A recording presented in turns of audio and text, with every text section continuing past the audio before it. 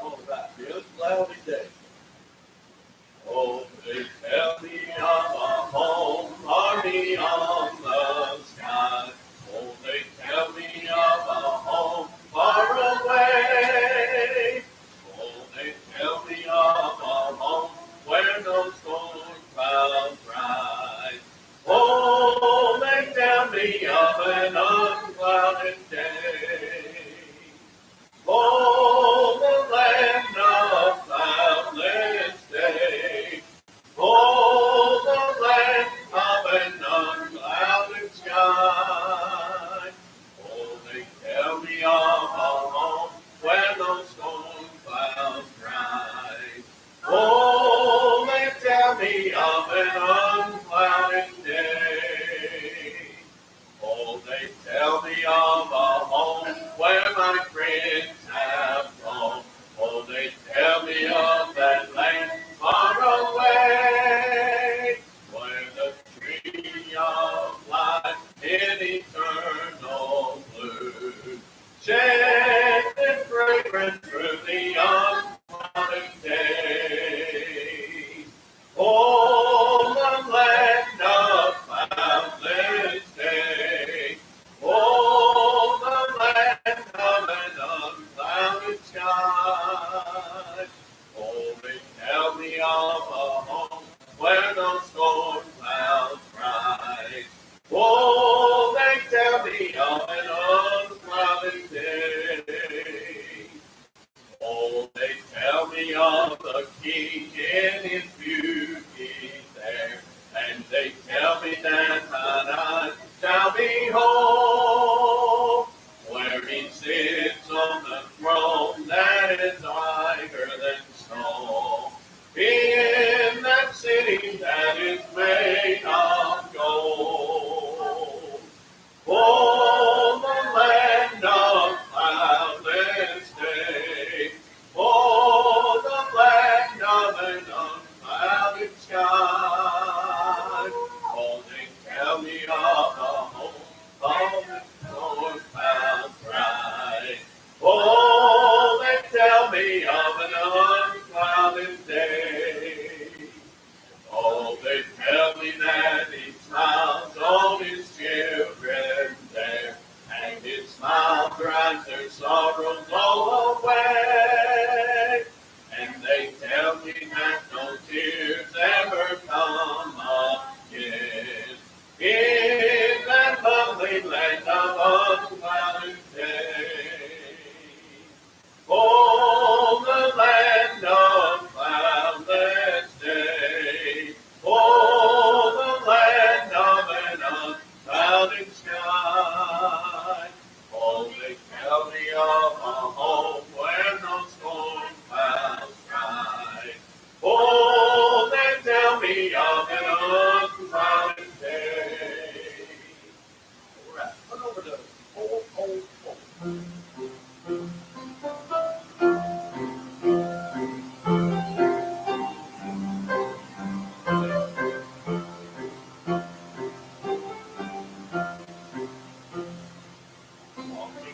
Sunlight, all of my journey over the mountain, through the deep vale. Jesus has said, I'll never forsake thee, promise me mine that never can fail. Heavenly sunlight, heavenly sunlight, flooding my soul with glory divine.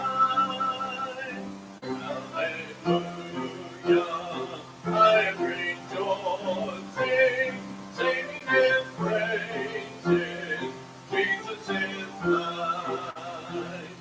Shadows around me, shadows above me, never conceal my Savior and guide.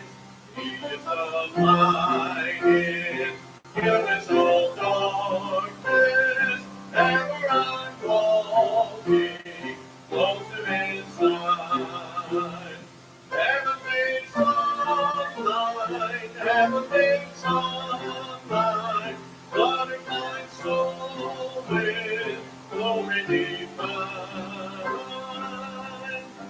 Hallelujah.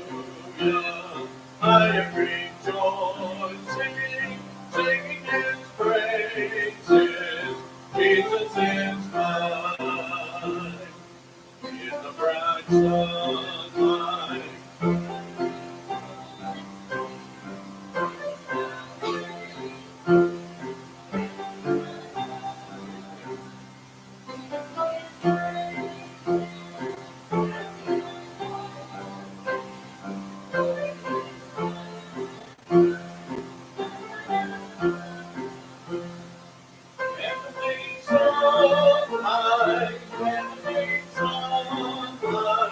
Flooding my soul with glory divine. Hallelujah, I am rejoicing, singing His praises. Jesus is mine.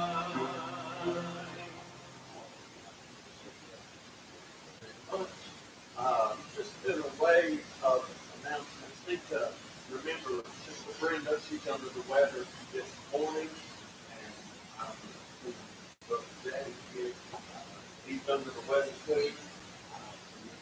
Remember him, our lady needs to remember her, prayers. Hopefully that's not good. I thought you could tell me that. Don't forget tonight we won't have service here, but we'll be at Yellowmouth. Tonight for that fifth Sunday service, all of us together, and that'll be at Yellowmouth Baptist Church. And so remember that if you don't know where it's at, I don't know where it's at. I was thinking that. I will say, let's just read that. What we started the last time we before we but 6 I will say is the starting time. So we can that 9 and I think Brother Josh will be preaching tonight. Him as we pray. Liberty tonight. Don't forget, Easter's coming up very, very soon. It'll be right on and it's at the end of April. And also remember, when we have Easter on that Sunday, we won't have that night service, but we'll be starting revival with Brother Dwayne Moore that Monday evening. So need to remember that. Him coming. How many of us have heard Dwayne Moore? There's still some that have not. I haven't heard it in a long time, but need to remember him, that he'll be with us through Monday through Wednesday, the week after Easter, Monday through Wednesday. So do remember that, and we'll try to get a schedule out here. So things are going to get very busy here for a little bit. Easter, and then you have Mother's Day, and you have Father's Day. I don't think we're having any like graduating, but this is a busy time of year. So make that little calendar. Oh, right here. I think that one else is from 4 to 6 in the morning.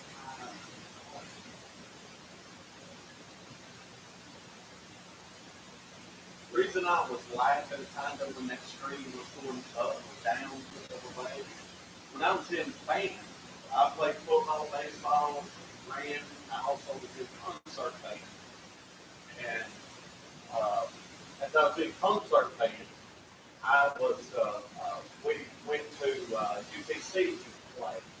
A bunch of us at all different bands around the region come to play. And we were rehearsing before the day before, and for the concert, and we was at UTC, the college, and we was out here. There's 2 bands. We were sitting out here, and there was another one on stage. Well, UTC's band director was up there just getting in my head. He was an Italian.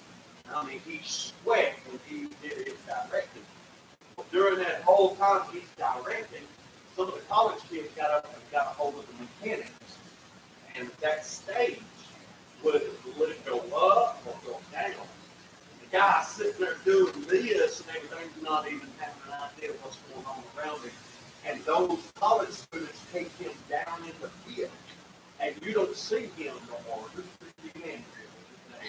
He was just going at it, doing this, and then they raised him on up, and he was still doing this. So you can imagine hearing that sound, I thought it was like looking around. I don't think they got a little, thing going through. I hope there's no traps over there. But anyway, some of the things you see. All right, let's go next. Lord, we thank you for today. Thank you for your many blessings God has given us. And Lord, we just ask you, God, that you help us, Lord, as we give. Lord, I pray that you bless our families like you do all the time, God. And Lord, how you do when we give to you, Lord, you said you'd always take care. You will open the windows of heaven, Lord. And God, that you would pour out a blessing more than we can contain. God, many times, Lord, it's not that I doubt you. But Lord, I just wanted to just do like you said. I tried you. And every single time I have put you to the test, you've always done more abundantly than I ever would think. God, we know this ain't good get-rich scheme. But God, we give because you gave your life to us, for us. And Lord, and there's men and women across this world that are giving their lives, Lord, for the same cause, to see one soul saved. God, I pray you go for this today. Help us, dear Lord, to be a cheerful giver. And for in Jesus' name we pray.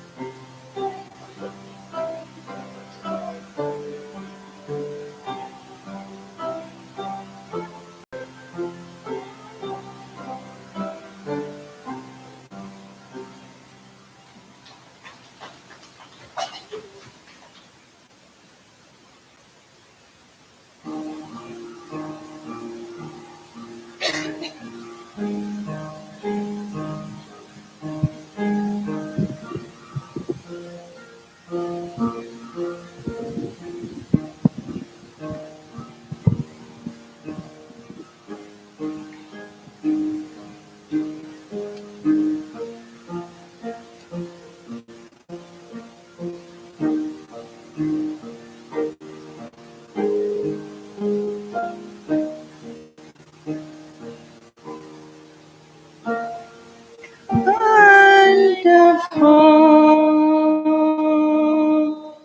sick for a country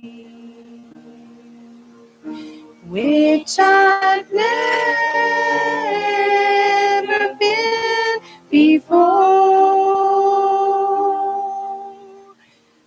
Sad goodbyes will there be spoken, for time won't matter anymore. You are land,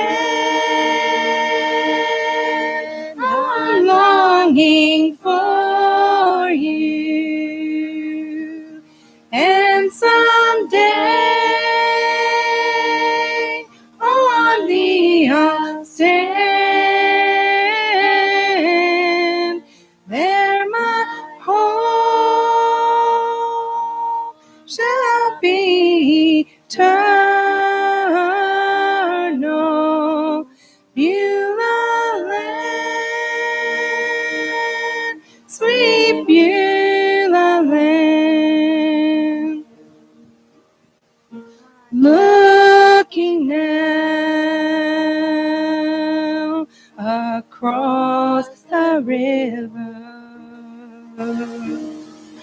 to where my faith will end inside. There's just a few more days to labor, and I will take my heavenly flight. Beulah land, longing for you, and someday on thee I'll stand, there my home shall be eternal. Beulah land, sweet Beulah land. Beulah land, I'm longing for you, and someday on thee I'll stand, there my home shall be eternal. Beulah land, sweet Beulah land. Beulah land, sweet Beulah land.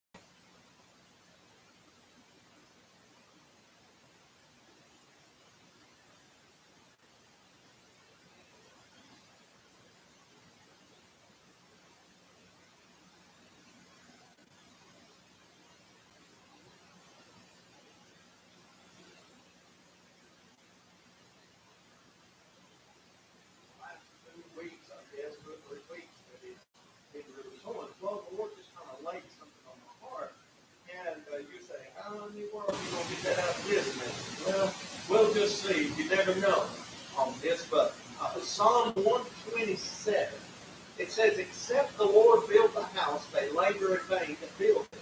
Except the Lord keep the city, the watchman waketh, but in vain.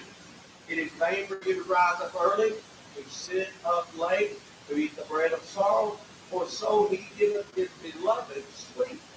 Lo, children are a heritage of the Lord, and the fruit of the womb is his reward. As arrows are in the hand of a mighty man, so are children of the youth. Happy is the man that hath his quiver full of them. They shall not be ashamed, but they shall speak with the enemy in the gate. Let's pray. Our Heavenly Father, we do thank you, Lord, for today. Thank you for your word. And God, we just ask you to help us to see things, Lord, we might not have ever seen before. And Lord, may we all give you the honor and glory for it. For in Jesus' name we pray. Amen. Now, in this here, these all go together. And it's kind of strange if you look at these 5 different verses. He's talking about bow and arrow, but then he's talking about a city. And he's talking about going to bed and rising up and things. And you say, well, how in the world is all this put together? Well, in this, as we see this, he says, except the Lord build the house, they labor in vain that build it. Except the Lord keep the city, the watchman waiteth, but in vain. Now, as I wrote some stuff down, some people had said, and I'm just going to read what I had, so just be with me. It is a fact that being a son and that, a daughter, and being a house come from the same root, the knife, that Hebrew. I don't know if you might not know if we all know, but it means to build. Because sons and daughters build up a household or constitute a family, as much and as really as stones and timber constitute a building. Now, I knew I had to read that up to get my head going here, but it's talking about here and how all those different words, like a house, the root word of a daughter, of a house, and of a son, all have possibly the same root word, and it means, in other words, it means to build. So this, when we look at this chapter here, we automatically think, well, he's talking about a town, or he's talking about a building and everything, and one sort. But I will say this, I believe that he's also speaking spiritually to families in there. He says, except the Lord build the house, they labor in vain that build it. Except the Lord keep the city, the watchman waketh, but in vain. Now, I did find this. I can't think of his first name, but his last name is Morgan. He wrote this: these would be splendid words to cut into granite over the entrance to all of our homes, and to embeddle, or not embeddle, but to engrave them in gold in all the meeting places of those in civic authority. But better still, let them be written in the hearts of those who make home and guard and govern cities. In other words, what he's saying is this verse, except the Lord build the house, they labor in vain that build it. Except the Lord keep the city, the watchman waketh, but in vain. In other words, he's saying that these, it'd be great to be put over every building. And what he was referring to is that we would not forget the Lord in our families, in our homes, our families, in our churches, in our cities, in our country. If you had that everywhere, I believe that it would be a reminder not to leave God out. And boy, what America would be today, she's still a great country, but what she would be even greater if we would have kept like our forefathers intended it. They were pretty smart people, I've always said. They didn't have what we have today, but they were extremely smart, very intelligent. They took all of God's word that they had and they inscribed and they set it in stone. So, and they put it in all of our government, in a lot of our colleges that are held in high esteem today. And that you say, well, what was so big and smart about that? If you take that out, if you bust out that block, you're most likely going to have a building that is messed up in a way. They weren't dummies. They knew that there'd come a day that where people would try to take God's word out. They've already taken it out of school. They're taking it, trying to take it out of our courthouses. They can't stand when they sit and they have to look at the Ten Commandments and they're afraid they're busting up or messing up on some of them as they're in court that very day. And so no wonder they cover them and they're taking them out. But on this here, now this, as I was looking, and you look at this, it'll all come together. Now, on verses 1, he's talking about work, if you notice here. He says, except the Lord build the house, they labor in vain that build it. Except the Lord keep the city, the watchman waketh but in vain. He's talking about it first, not in other words like this, no matter how much work you do without God's hand, without his touch, without being included, it's vain. You can look at the book of Ecclesiastes. The smartest, most intelligent man that's ever walked this earth besides the Lord Jesus Christ, Solomon. And he put at the end of all the 12 chapters he wrote, and all these wisdom and proverbs and things like that, but he comes to the conclusion, all this vanity, everything in this world, riches, famous, all those things, it's wonderful to have, but when you get to the end of it, it's vanity. It's all empty. Because like the old saying is, you can never take it with you wherever you go when you leave this walk of life.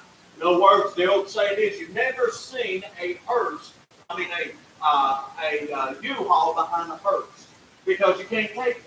I know people will be buried in a car, a luxurious car. They literally took a backhoe and built a hole and buried him. He wanted to be buried in his car, but that's as far as it went. His body is in it right now, but as far as this, his soul is deposited either in hell or in heaven. He cannot take it with him. We cannot take it. But even this, we work in vain here. And on this part, it says, no matter how much we work on this, and like verse 1 says, except the Lord build the house, they labor in vain. Now, God's work of a building, and he's talking in this verse, and guarding. Unless the Lord build the house, they labor in vain. It's empty. I think of it this way, as I'm getting started. I wrote this down, and I did not read it the other day, but I brought it up here. It's in my library back there. But it's an old book I picked up at Goodwill, and it was about Chick-fil-A and his start and all this and that. And this kind of shows you an example. You honor God, God honors you, even in your home, in church, in business. I believe it all in my heart because I've sat and I've watched even Chick-fil-A do this. They're known for one thing, is not working on Sundays. You want to be able to go to one on Sunday because they're closed. But you also have got people, and I'm not saying everyone they hire is very respectable and everything, but they push for respect. They push trying to give you the best thing that you experience, that you come through their line, that so you're not just like another number or you're just getting a burger or whatever. And I believe that's one of the things. But you remember about 5 years ago, the media got a hold of them and was just ripping them to shreds because they stood for God and they all their things, and they don't work on Sundays, and they was something, I don't know if they ended up going to court or what, but you remember they ended up all that. I mean, the more somebody talked about the news, they just ripped and ripped and ripped, and all that done was is just kept them that much more. They went through a storm, per se, in this world. But I have noticed this. Notice when you go down the road, you go by Chick-fil-A. I've yet to see a Chick-fil-A that I frequent around, in other words, Greenville, Anderson. I think they got one in Silva. Wherever I've been, I've seen them, and I've never seen a drive-through empty. Matter of fact, the other day, man, it was even after the lunch hours and all that. Nobody should be there. And they had wrapped around the building. In Anderson, they're out on the highway every time I go by it. Everywhere you go. You say, what is that? They didn't change nothing that I know. But I'll say this. I believe God honors them because they chose to put God in their business there. And no, they might be some folks lost and all that. but they're honoring the owners or the people that do it. They put God first, in other words. And in that part, you can see it with your life. God will honor them that honor Him. Well, I believe that. Now, that's a business, but I also believe that in our homes also.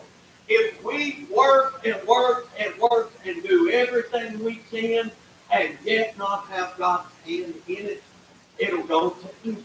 It'll go to vain. The work, if you see on this, except the Lord built that house, they labor in vain that build it. In other words, if you don't include Him, acknowledge Him, what is that? Trust in the Lord with all thine heart and lean not to thine own understanding. Acknowledge Him in all thy ways, and He shall direct thy paths. When we as a family, as a church, as a country, when we acknowledge God, you're going to see God's blessing upon us. I'm going to be honest with you on this. You say, well, God is blessing our country right now. He's still, why hasn't He done this and that with all homosexuals and abortions and the murders and all this and that's going on? You know what we're living on right now? You're living on mama and daddy's blessings right now. I believe that with all my heart. We have, over the last 200-300 years, have honored God. But I promise you, you give Him more time, you're going to start seeing, and I believe it's already started happening, God's hand lifting off of us. And you say, how do you know that? Look at one end of the nation. You'll have fires burning like crazy. And then on the other end of the nation, you got water, rain, you got too much of it. I wish they'd get it out of here. I wish this would just keep it going and quit sitting down. You've got so much coldness up at the top. And people having record snows, and everybody's going through this green thing, saying, oh, it's the earth and it's all this. No. I believe with all my heart that's judgment of God upon our nation. You go back into the Old Testament and see when they had a drought, in other words. It wasn't, oh, it just got dry and people got thirsty and things like that. No, it was when Israel messed up with God. God brought a time of when they were rebelled. He would bring a dearth, is what it's called, a desert, or their stuff in the field wouldn't grow like it's supposed to. Their waters would dry up and all that until they turned back to God. We're headed down the wrong road right now as America. You say, well, God's not slapping us with with everything and just trying to throw fire and brimstone down at us. No. You're at this point where we're seeing mamas and daddies had represented Him and lifted Him up over the years. That's the nation we're living at right now. But when, as time goes on, and our nation keeps to get further and further away, as we get further, you watch the weather. You watch the things that happen to this earth, the United States. Not only weather-wise, but you look financially, you look at those things. I guarantee you in the next 10 years, we're in a judgmental place, whether we turn back to it, whether we go back. And I got a good feeling it's not going to get better, I promise you, because I know what God's word says. We're headed towards that. But I'm saying to this point, you honor God, God will honor you on this. Except the Lord build the house, they labor in vain that build it. Except the Lord keep the city, the watchman waiting. But in fact, now you see the work that He's talking about in this part. Now, building of a house and things, I'm just skipping over some stuff here. But that goes with a family. But look at the watches. If a person works and not includes God in it, it will end up in vainness. If there's a person that watches, as a watchman watches over everything else and keeps up and is in the nighttime, we've got watchmen. Well, we don't have watchmen. Yeah, we do. We have got the Army, Navy, Marines, and all that. They watch when they get into certain waters with us, and that's what a watchman is. They're making sure the enemy don't come. Well, in the old Testament wall, and they were on the walls, and they kept an eye because that's when people would come in and would surprise attack them at nighttime and destroy them. Well, he's saying here, I don't care if you build great walls. Here's a good example from the Bible. Look at Jericho. They were not God's people or anything. They built massive walls. If I'm not mistaken, I want to say that they say chariot could ride 2, 3 abreast, one to another, around that wall, on top of the wall, and have a chariot race on top of it. That's how just huge it was in the world. But you see, God was not included in that at that time. God was not in the building. They built it, but God come along and took a little army called Israel and destroyed it. Israel didn't even have to do nothing. God destroyed it. They built it upon themselves, but God come along and destroyed it. Just like any home. It always comes back to my mind, back home on the mountain. Me and my wife were going to visit her cousin or niece. And as we come around this house, 2-story house. It was beautiful. It was going to be beautiful. And it had sat there for 5 years. 4 years at that time. This was back in the 90s. They had spent a lot of money. They got it up, just hadn't got the siding on it. They hadn't done just a little bit of little other things. And I said, why is that house sitting there rotten? I said, it's beautiful. I said, what is it? I said, the husband and wife got divorced and they didn't care, and not one wanted to give the other one this. And they fussed and fought about it. And there's a beautiful house. It's got all that money in the world. And I think of that. It doesn't matter how much time we put in our job. It doesn't matter how much we stay up and worry about things and watch things. And verses 2 goes right into this. He says, it is made for you to rise up early, to sit up late, to eat the bread of sorrows, for so he giveth his beloved sleep. That first part of verse 2 is talking about this, worrying no work. He said, no matter if you work and you watch and you take care of everything you got, you worry yourself sick, trying to keep everything going. You know as well as I do. God ain't in it. It don't care how much you worry, how much you stay up, how much you watch it, how much you keep it going. If you do not include God in your family, in your business, in anything, it will come to pot, in other words. I promise you that. I promise you on my own thing, my own family that I've seen. That, like I prayed a few minutes ago, I have tried God. He said, try me and see if I won't open the windows of heaven and pour out you a blessing. I know. Listen, have I always been comfortable or whatever, or just to have my bills paid and everything? Hey, I remember having bologna sandwiches at times and praying I get my car payment done. I know what it's like at that.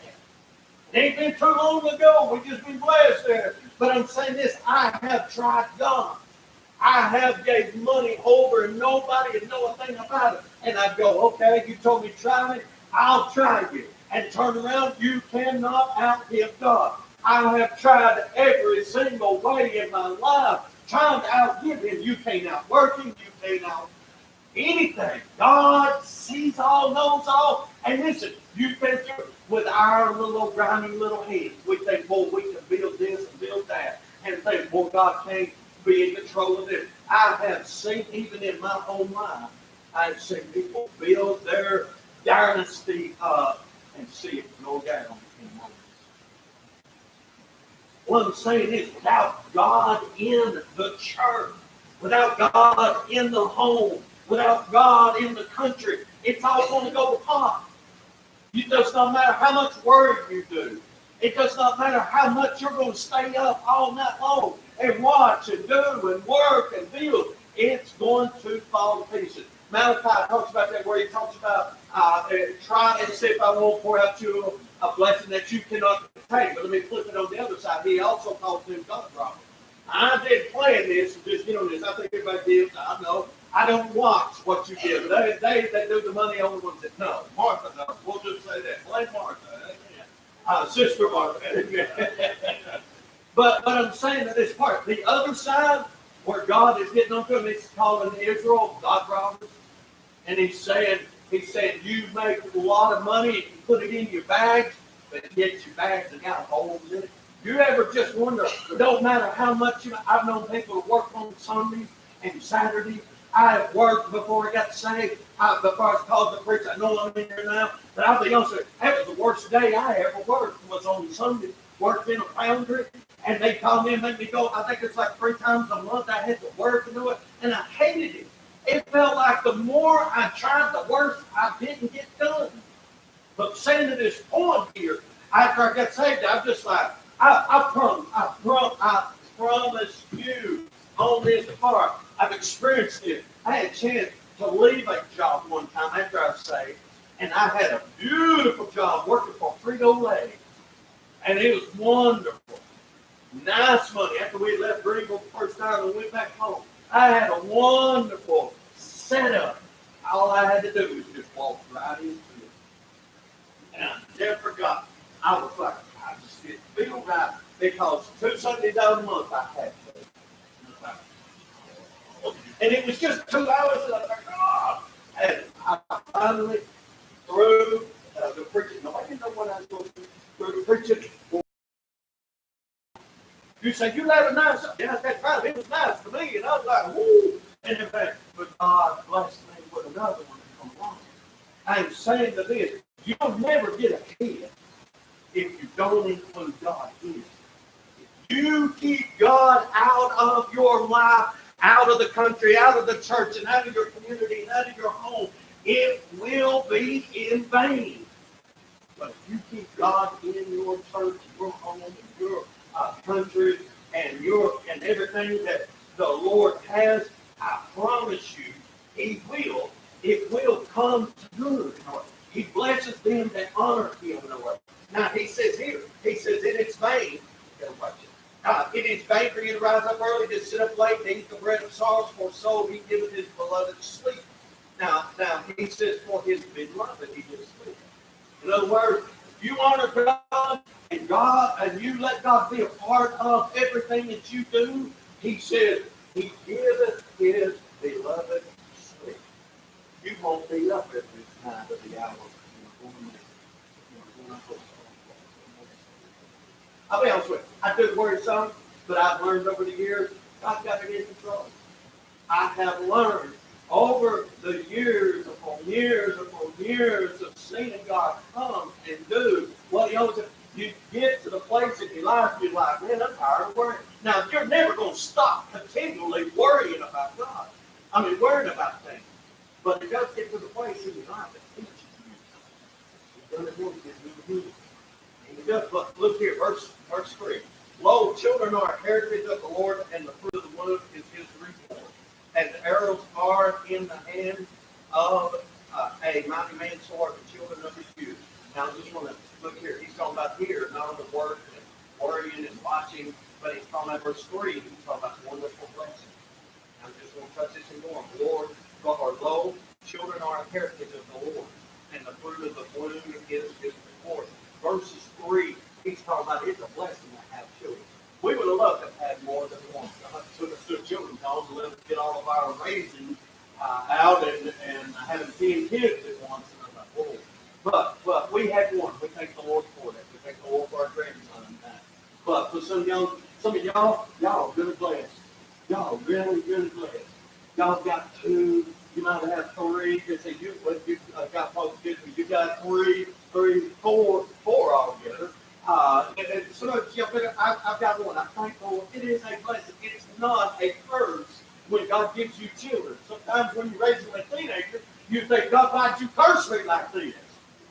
Why?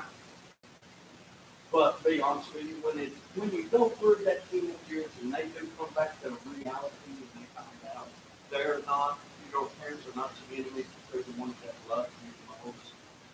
My daughter now, she was 2, I was like, I hated walking in the house. Oh boy, here we go, round 3. I'm like, man. But I say it funny wise, but I do mean it. It actually. As soon as the wife picked off on the trip, man, she would go, Mama, won't you tell Daddy, blah, blah, blah, blah, blah. Well, here you go, buddy. I'm like, don't you dare. You put that phone down right now, and here we go. That's it. And no, I didn't abuse it. I wanted to, but I'm just saying. I'm just everything. But I'm saying to this point, children are blessed. It's a word for the kid. Working to raise. It goes into my next thing. This is so cool. They're a wonderful blessing. Now, verses 4, as arrows are in the hand of a mighty man's sword. You realize that it is also verses 5 goes right into it that you're blessed to have children. They got your back when they get older. But verses 4, I'm just going to sit here just a second. It says in this, he says, as the arrows are in the hands of the mighty man, so are children of the youth. Now, verse 4, this is the raising. They must be carefully formed. You ever, this blows my mind, and I know some of you did out there, but just like I learned how to build an arrow. I thought you just went out and grabbed a stick somewhere. That's what we did as kids. We grab a stick, just whatever. Even after you broke your other arrow that they bought you, you go over and buy a stick. That thing will be like that, and you shoot it. And then you aim that way, and it goes that way, and sometimes it goes like that. But there is a craft in making arrows. And Corey is what brought that to my mind. He's way more thinking. Here's a good thought. If you're shooting somebody with an arrow, and I was thinking it was one-sided. It was just flat like that. And he was showing me, if I'm thinking right, he might have to correct me. But when you're looking at these arrows, those Indians and stuff pretty smart folks. You say, how's that? Well, sometimes you see a three-pronged arrow like that. Well, you do, even nowadays, the metal. But back then, they'd make them flat, per se, the arrow tip. And I was thinking, why? In other words, and Corey showed me why. He said, you shoot an arrow, and that arrowhead like that, you're shooting at that deer. If you shot at a person, and that arrow being like that, it wouldn't go through the ribs, would it? Our ribs go this way. Which way does a deer's ribs go? They go that way. So if you got that arrow, it goes right through that rib, kill that deer almost like that. Then these people back then were strong, they were different. But you know what they do when they find an arrow? Or find where they get an arrow? They go where a tree's getting off down. And the way I understand it is they get brand new scraps that was already starting to come out of that old stone. Well, you think, why would they do that? Why don't they just grab one off the side of the tree? Well, if you think about it, that thing's going to be straight, as we would say in an arrow, because it hasn't been turned this way or turned that way. It's straight up and down.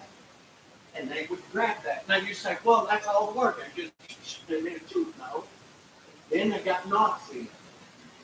And I thought as I was looking at that and just thinking about the forming of an arrow is the same way of us raising our kids in the world. They come out, they're straight as an arrow, but they've got sin in them, I know. But they got little knots here, little knots there. But as you're doing, you're raising your kids. And just like that guy would grab that little sapling or whatever it is and take all the bark and everything off of it, and he would sand it and cut on it and fix the little knots and get it as straight as he could. So why? So it would look like it. You say, well, I don't know. Think about this. When you're raising your kid, what's it say? Train up a child the way it should go, and when he is old, shall not depart from it. You say, well, I got a 20-year-old. He's still back in God's house. But he ain't old yet. He's been trained in the right way.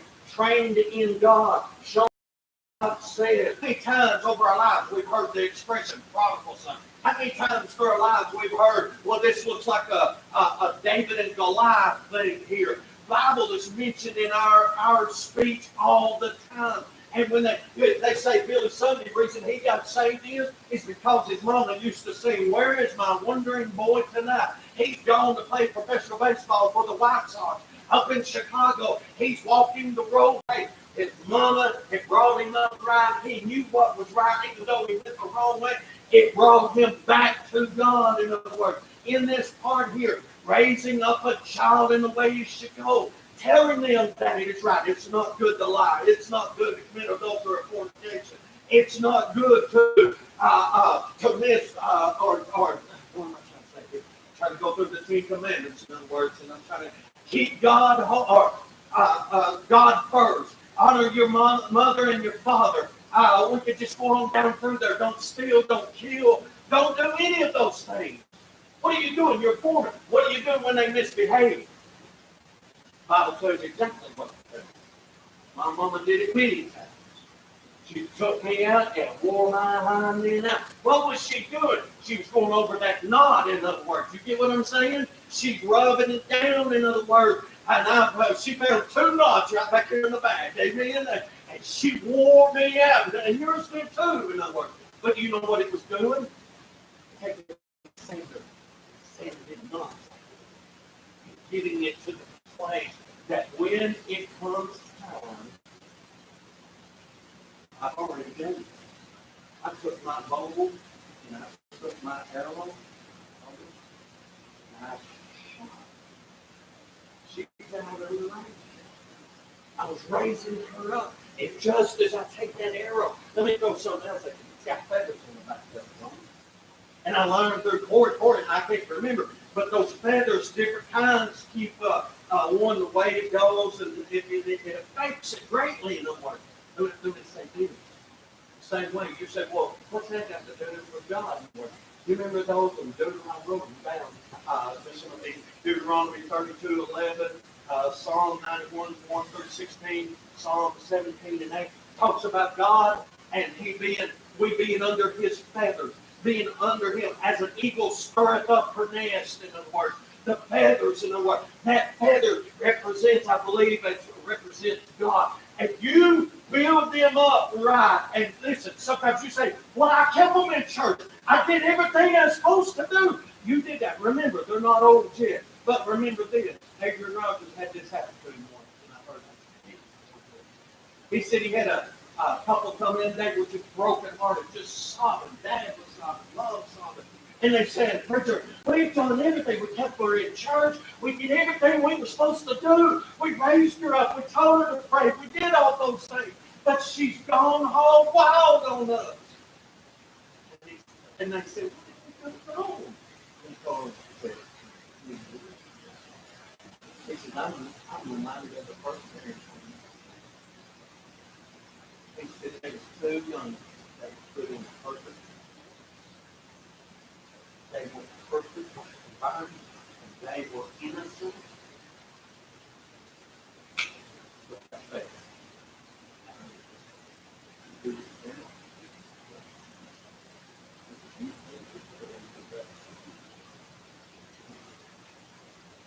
We can do things while we've got them. We're in their power. They're in our power. And it's time to shoot.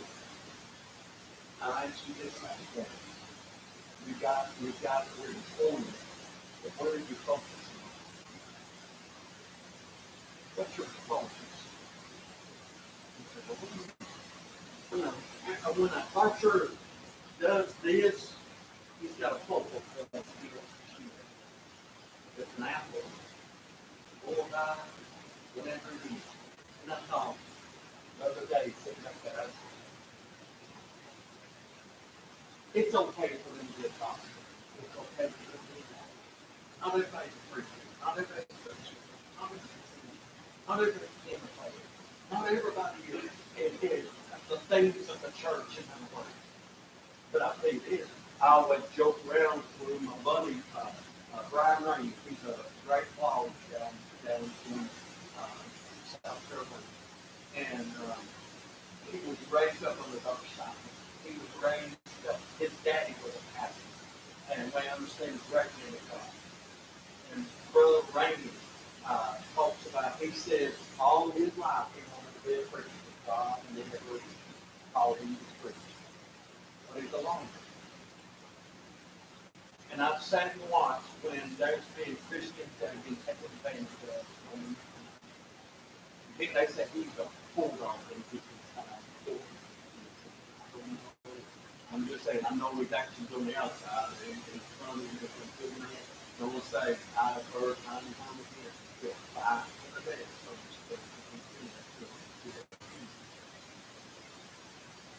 We need all of this. I'll be honest with you. When you go out trying to find somebody to help mechanic or something like this, you want to find a Christian. It's not necessarily the place that you're. It's the way you train them, have them towards. Listen, I'm saying this towards God.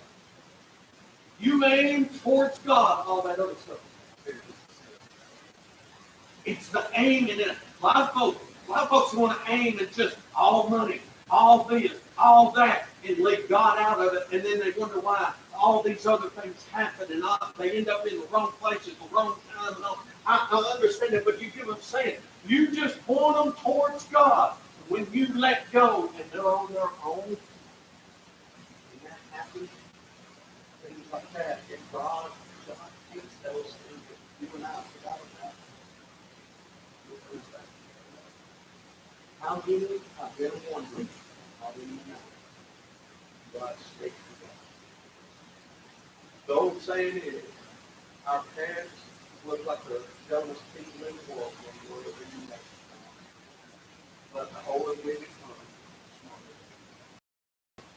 after where I'm standing in this place, the older than me, I can look at, I'm not going to live it. I've done raised mine, I'm starting to move down slow. I don't know how to say it. I'm looking at it and I'm looking back and starting to see. But we also, you can't take it. The main thing is this. You point them towards the Lord and let the Lord is and I'm going to quote Sister Terry. I know I've got it. It's the only time I get to preach today. So, but I think of Tristan as my daughter. I, for a long time, felt my hand was not giving no good. That girl was smart, good at art and everything, but then like I joke about it, she becomes another person as a teenager, and I'm like, I was out of mood. I thought I was literally losing my mind. I did. And I'm gonna be honest with you, at the time come in my life, I thought, there's no hope for her. So we kept going to church, and we kept keeping her around people, keeping her around me. And you say the world's trying, they're going to do everything they can to crack your kids. They're doing it through the media, they're doing it in games, they're doing it in every way. The devil wants to take your kids and take them to hell. And what? He comes to do nothing but to steal, to kill, and destroy. But even at that time, I thought, there's no hope. My own child, I knew in my mind. She wasn't a bad kid. I seen her grow. And I was telling them in Sunday school, I said, I got called. They told us they go to the Creation Museum. If they misbehave, you got to come get them. That's the way they took you in. I'm like, man, we're laying in bed, Christian close her eyes, get comfortable, phone ring. Yeah, here, Mama, are you there? Are you awake? Yes, we are now.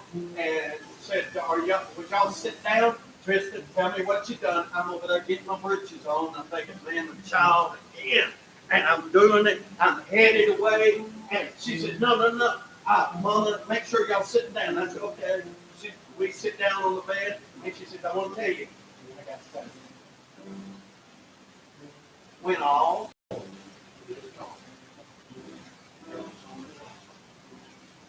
you say, it's a tiresome thing to raise a child. It is. But it's worse when you see them over the Lord. When you see them in the house of God today. It's harder than ever been.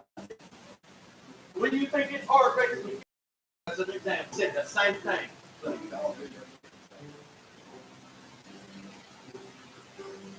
Hey, form that arrow. Find the right place to shoot them when they go out. Get them formed, you got to get them up, give them everything they need. Our gracious Heavenly Father, God, thank you for all of the love, mercy, and grace. God, thank you for hearing our prayer. God, we cried out to you many, many times. God, you know our hearts here this morning. You know where we stand with you. God, I just pray, Lord, that you can help us all, Lord, to get closer to you. And let's stand, these altars are open. You come. The Lord is spoken to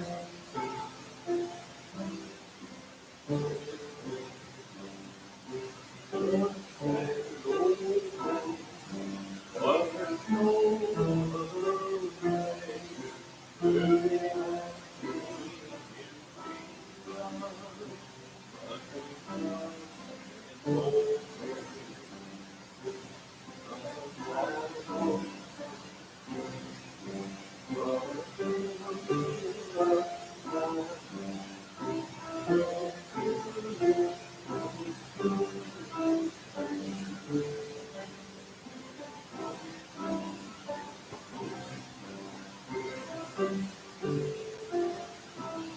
may be here today. You might be without the Lord Jesus Christ. You know that you shall have you without the Lord this morning. These altars are always open. There'll be somebody to pray with you. They will show you how to be saved. If you're here out of God's will, God will have somebody show you or pray with you. You just come this morning. Whatever you need.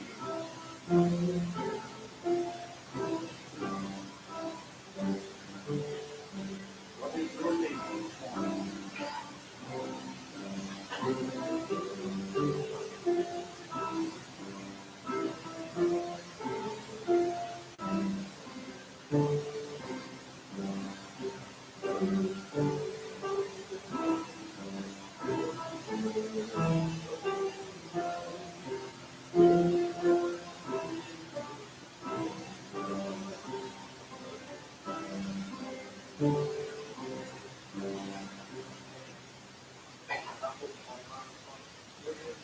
I'm sorry. It's just so